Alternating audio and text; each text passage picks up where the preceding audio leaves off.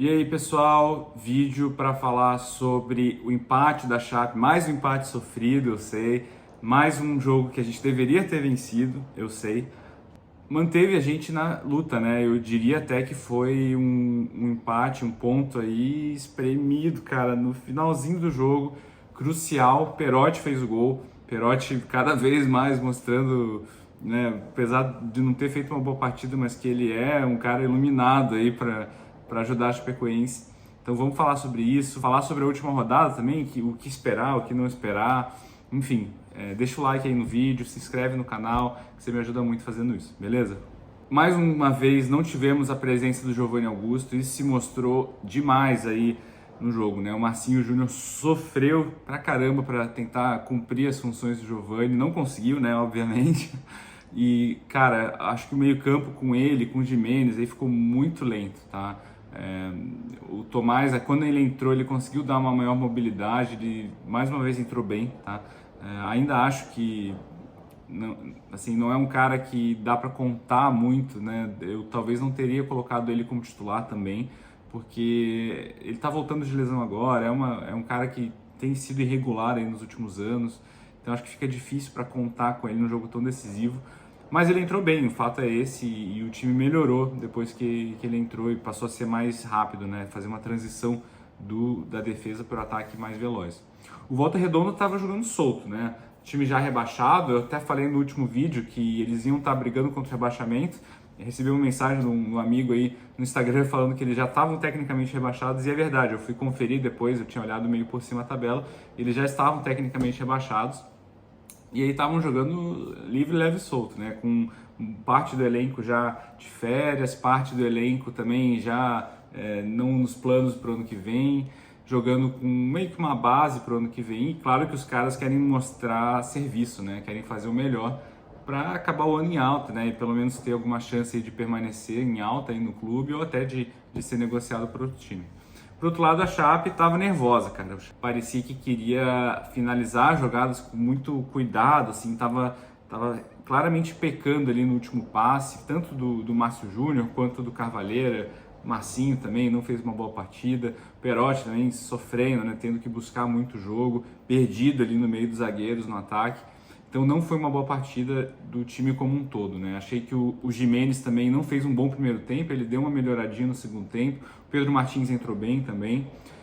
Os nossos laterais, o Everton ele tentou, mas não conseguiu fazer muito bem a diferença. Uma dificuldade imensa de acertar cruzamento, tanto dele quanto do Clar, né? E aí não entendi também a substituição que o Dalpozo fez, colocou o Inocêncio no final do jogo. Cara, que inocêncio, cara, sabe? Tipo, não vai ser isso que vai ajudar a gente a ganhar o jogo. E um Everton cansado é muito superior a um Inocêncio descansado. A defesa eu acho que se comportou bem, o Doma eu gostei da partida dele. O Bruno Leonardo deu umas bobeadas aí, mas nada demais, né? Parece que ele tá meio fora de ritmo. Infelizmente o João Paulo eu acho que fez falta também, tá? Tava suspenso. Essa formação aí com 3 zagueiros destros aí fica meio estranho. Às vezes ocorrem uns erros de marcação, de posicionamento. Enfim, não acho que foi uma coisa muito boa. O gol do Volta Redonda foi marcado pelo Igor Catatal, um chute meio arriscado, né, do tipo que a Chapecoense deveria ter feito durante o jogo. A bola acabou desviando e matou meio que o Rafael ali. Até acho que era uma bola defensável, tá? Mas com um desvio ali fica um pouco difícil de também culpar ele completamente. Nosso gol saiu de uma jogada do Ítalo, que também não entrou muito bem, né? Não entrou lá essas coisas, fazendo uma jogada na linha de fundo, cruzando ali para o meio rasteiro para o Perotti. Aliás, esse cruzamento rasteiro aí me irritou pra caramba durante o jogo. A zaga do Volta Redonda tava com o pé doendo de tanto tirar a bola rasteira aí, cruzamento fraquinho rasteiro. E os cruzamentos pelo alto aí, eles decidiam botar uma força exagerada e a bola cruzava o campo inteiro. Então foi um jogo que os laterais fizeram bastante diferença pro lado negativo, tá? Na minha opinião. Além do Márcio Júnior também, que fez uma partida bem burra, aliás, porque ele acabou tomando um cartão amarelo no comecinho do jogo, fazendo uma falta totalmente sem sentido, assim. E aí ficou pisando em ovos aí no restante do jogo por causa disso. No momento que eu estou gravando esse vídeo, a rodada da Série B ainda não terminou, tá? Eu vou colocar uma tabela aqui da Série B para vocês acompanharem comigo. A Chapecoense, infelizmente, não depende mais de si na última rodada. Eu vou colocar uma tabela da Série B aqui para vocês acompanharem comigo, tá? Mas olha só, o Novo Horizontino ele pode chegar a 63 pontos se ele vencer as duas próximas partidas. Suas próximas partidas são contra Goiás, que é um adversário direto, e contra o CRB. Caso ele vença essas duas partidas, ele termina acima da Chapecoense. O Goiás tem um jogo contra o Novo Horizontino, né? Como eu já disse, é o adversário direto. E o último jogo do Goiás é contra o Remo, fora de casa. Caso o Goiás vença essas duas partidas, ele termina acima da Chapecoense. Caso Goiás e Novo Horizontino empatem o seu jogo e vençam o último jogo, a Chapecoense acaba à frente dos dois. Então, pelo menos na frente de um deles, a Chapecoense deve terminar, caso a gente faça o dever de casa e vença o Atlético Goianiense na última rodada.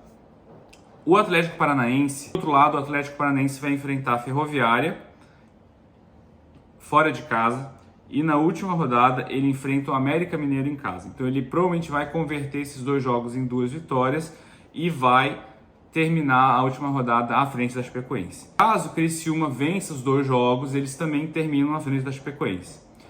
Então a gente tem que torcer, idealmente, né, o cenário ideal, um empate entre Goiás e Novo Horizontino, mas caso um deles vença os 2 jogos, aí a gente acaba atrás de um deles, e caso Criciúma, Atlético Paranaense e aí ou Goiás e Novo Horizontino vençam esses 2 jogos, a gente perde a vaga no G4. Não sei se ficou muito claro para vocês, mas nós precisamos que desses 4 times, né, Goiás, Novo Horizontino, Criciúma e Atlético Paranaense, nós precisamos que apenas 2 deles vençam seus 3 jogos. E como Goiás e Novo Horizontino têm um confronto entre si, é impossível que 4 desses times vençam os 2 jogos. Então, se 3 deles vencerem os 2 jogos, aí a gente se ferra, tá? São 6 jogos, né? São 6 jogos e os 3 times têm que vencer esses 2 jogos. Então, é uma situação difícil a Chapecoense terminar fora do G4.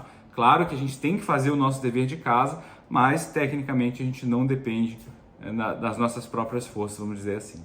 O que vocês acham? Deixa aqui nos comentários se a Chapecoense vai conseguir vencer, fazer o dever dentro de casa, né? O Giovanni Augusto vai voltar para a partida, graças a Deus.